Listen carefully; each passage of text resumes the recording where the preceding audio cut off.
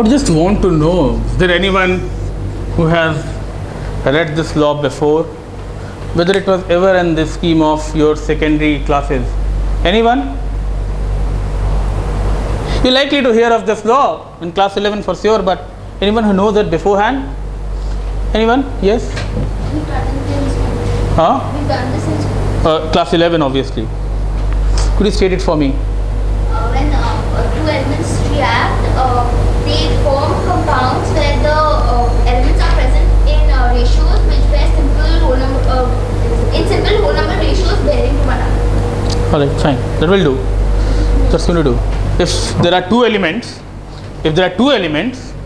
forming two or more compounds, if there are two elements forming two or more compounds, then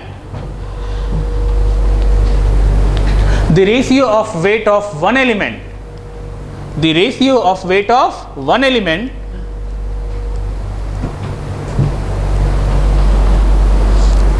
the ratio of the weight of one element reacting with weight of or reacting with a constant weight of another element, the ratio of the weight of one element reacting with constant weight of another element,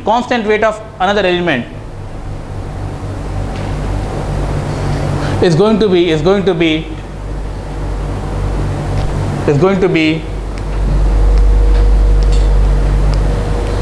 simple and integral, Now let me tell you what I mean. If two elements combine together to give so many compounds, let me choose methane, ethane,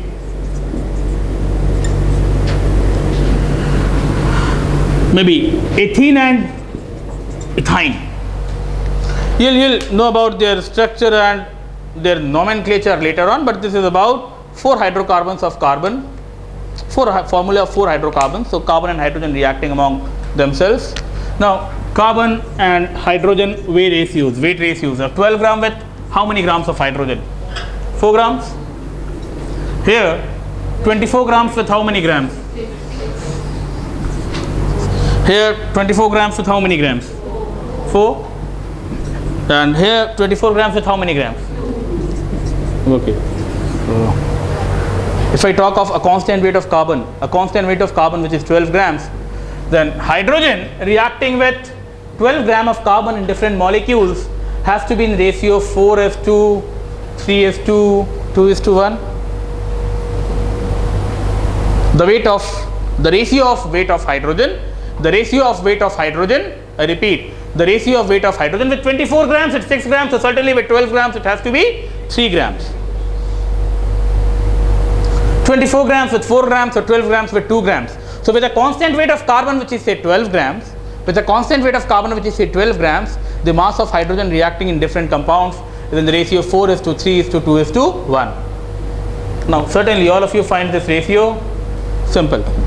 This has to be a simple ratio. Yes or no? This is of yes. This is the ratio of the masses of hydrogen reacting with a constant weight of carbon in different hydrocarbons. This is law of multiple proportions.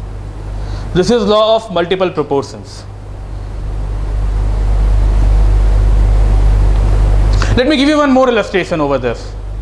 Nitrogen forms so many oxides.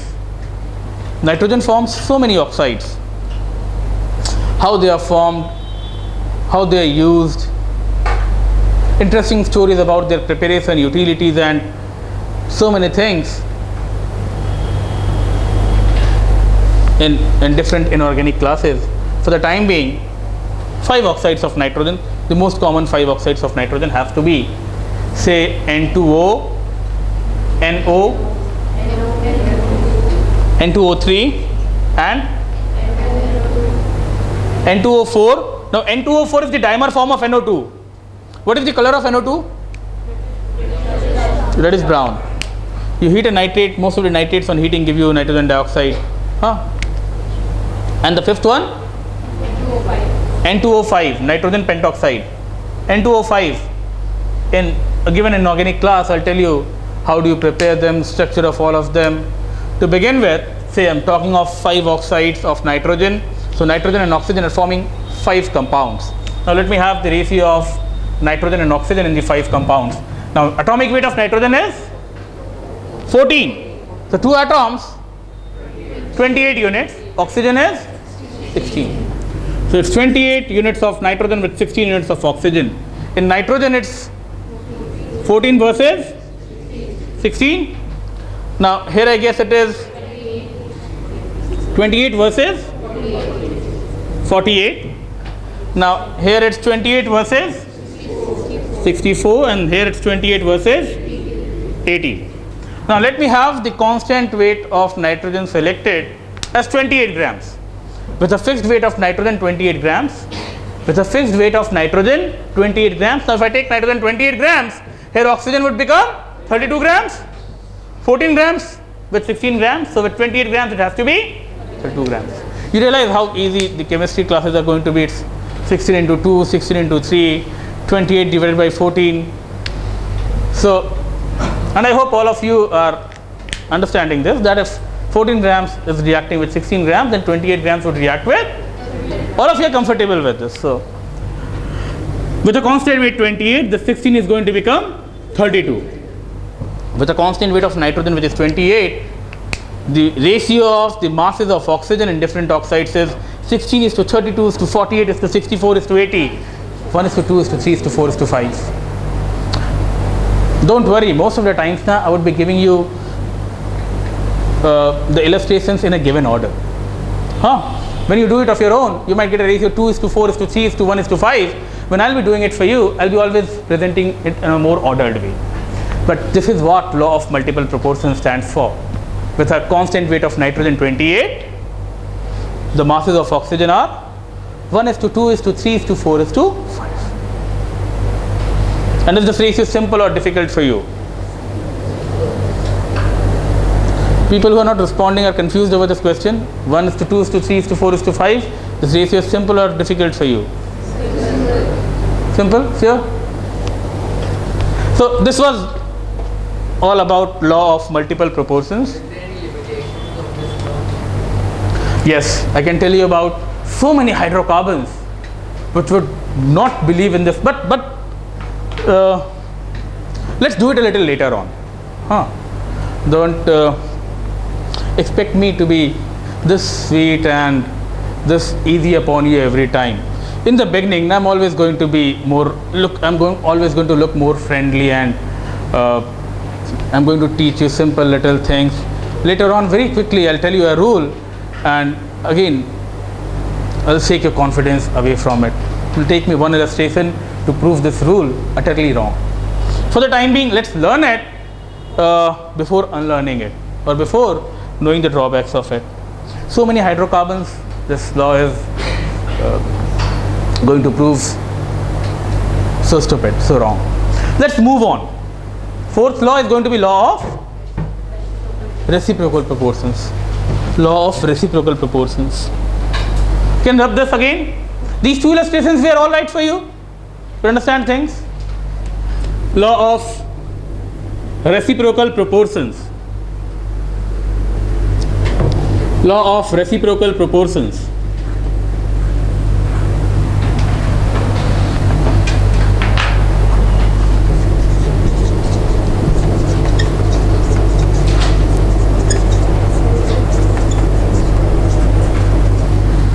Anyone who would state this law for me? Law of reciprocal proportions. Anyone would want to state this? Rosal, you? You're not sure? Fine.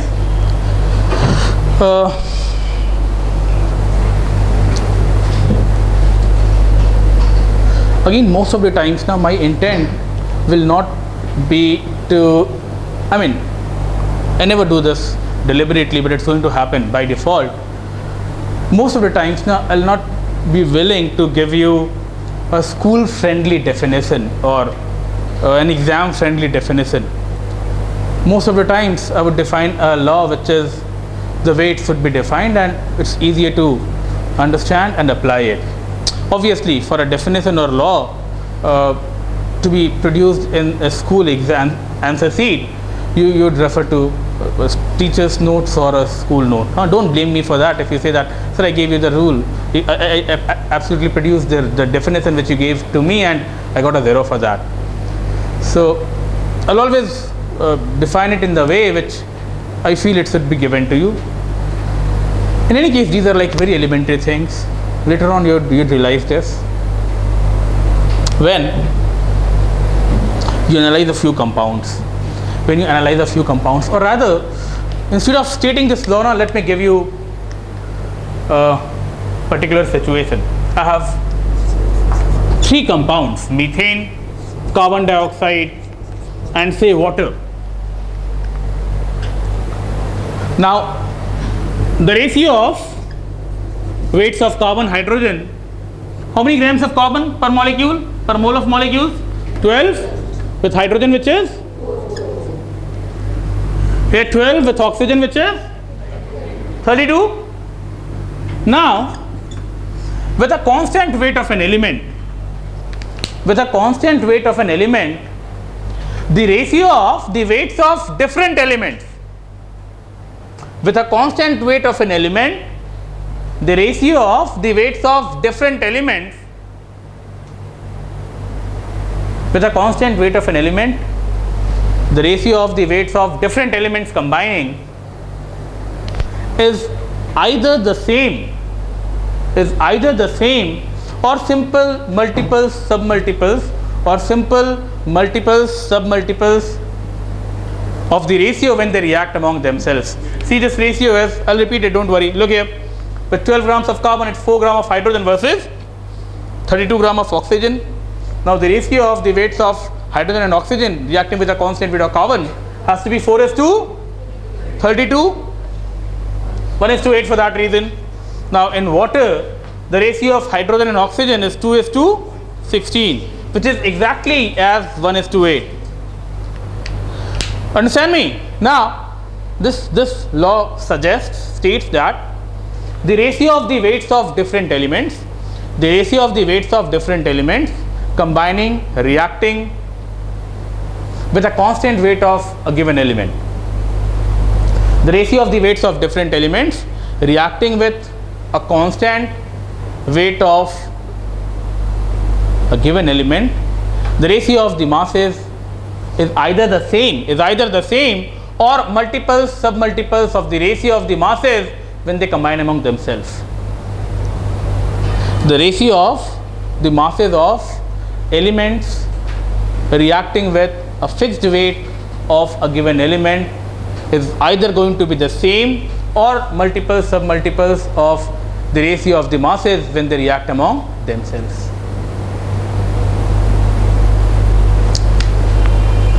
It's AB, AC and BC. Fine. With a gram of A, B reacting is X grams. With a gram of A, Y reacting is Y grams. The law says that when B and C would react among themselves, the weight ratios would be either X is to Y or it would be Mx is to Ny, where M and N are simple integers. So with a given weight A grams of A, if B reacting is X grams, C reacting is Y grams, then when they react among themselves, if the ratio is either going to be X or is to Y, exactly X is to Y, the case here it's exactly the same, or Mx is to My, where M and N are simple small integers. Now what does this teach you? This is going to be a law of more consequence. This is going to be a very significant law, let me tell you, because this is going to build the foundation of the concept of equivalence. Most of the times now I start with this law. So many times I have done away with the basic elementary laws, and it's again instinctive most of the times. I start with this particular law and straight away I go into the concept of equivalence. Maybe this particular year I felt like spelling all the laws and then going into this particular law, but this had to be the most significant of the four.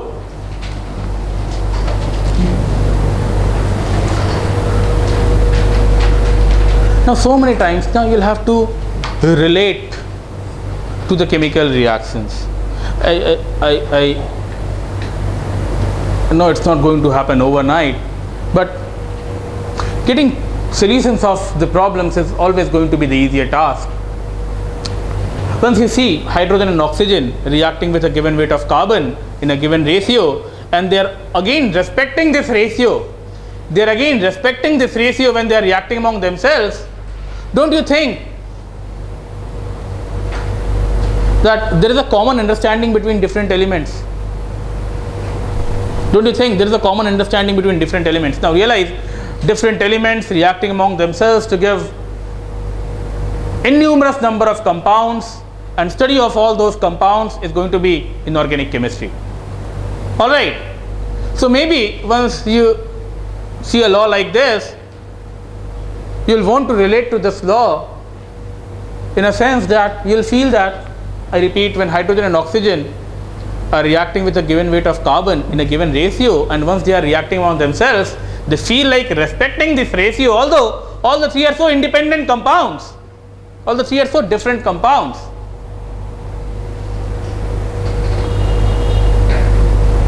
Does this trigger a thought in your mind that there might be an understanding between different elements, that hey, when we'll react, we're going to respect certain numbers?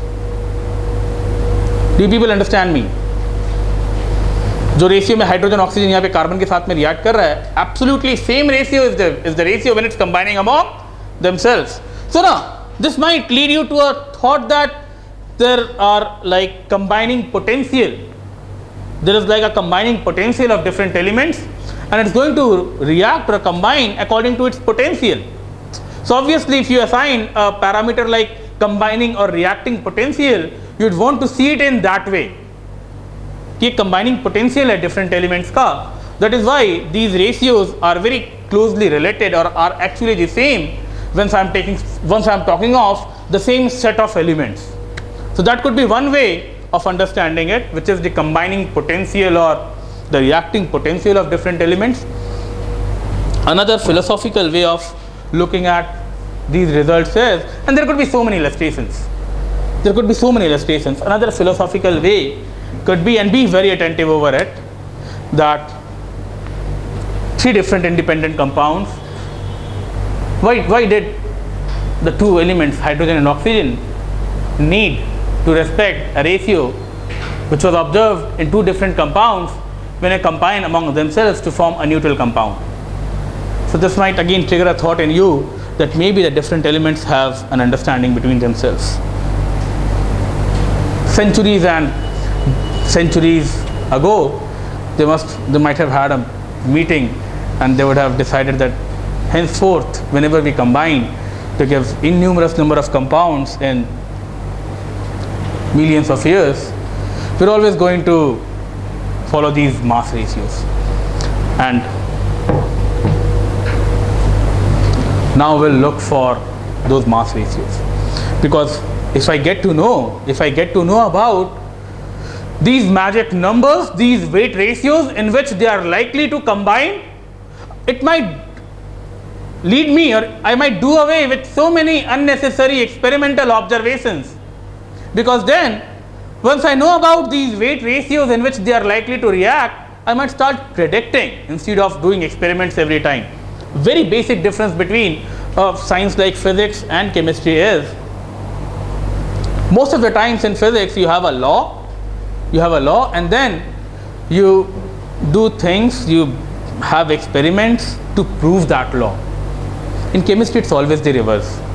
You have so many experimental observations, and then you have a rule to explain the experimental observations.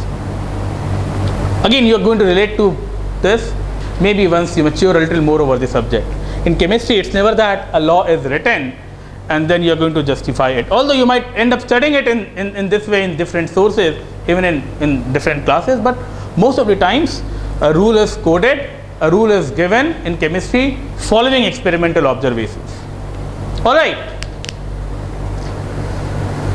So, law of reciprocal proportions. So this, is it necessary that it has only 2 elements?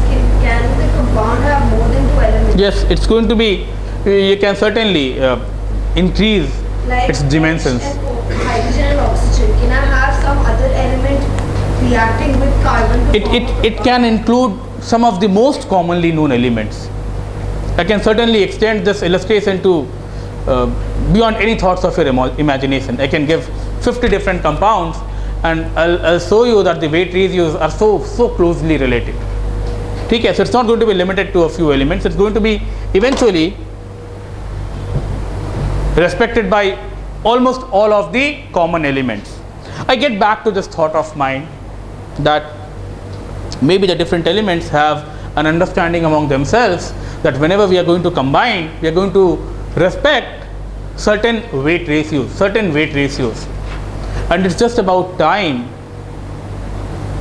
that all of us get to know about those magic numbers, those weight ratios, so that we're not going to do an experimental observation every time. We're not going to depend upon experimental results. Rather, in due course of time, we'll start predicting that how much weight of this element is, say, going to react with how much weight of another element. Okay? There's certainly some time before we start doing that. But if I say that this law helps you in conceiving that maybe the different elements are having an understanding between themselves, as I so often use this term, that whenever they react among themselves, they are going to respect certain weight ratios. We are going to explore this understanding for the convenience of our study. Eventually, it's going to lead me to the portals of the concept of equivalent, and the concept of equivalence, believe me, is going to be the actual backbone of physical chemistry. Almost all the topics or chapters in physical chemistry are going to require concepts of equivalence. We might get started with the concept of equivalence in some other session, but this is going to be the foundation of the concepts of equivalence. For that reason, this law is also called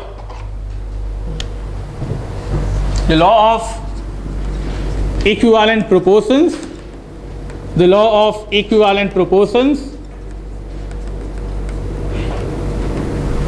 or down the line, it's going to be called law of equivalence. It's going to be called law of equivalence.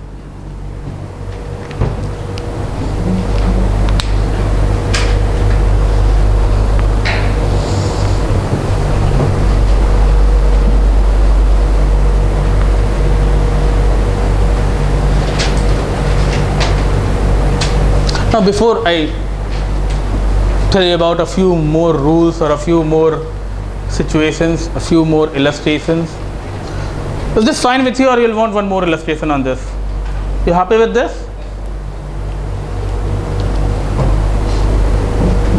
Let me give you some time to go through all of this, and maybe in the process I'll pass a sheet across you containing some very basic problems on these laws. So you might even want to start attempting a few questions. Please go through everything which we have discussed by now, and let me know if there is a doubt.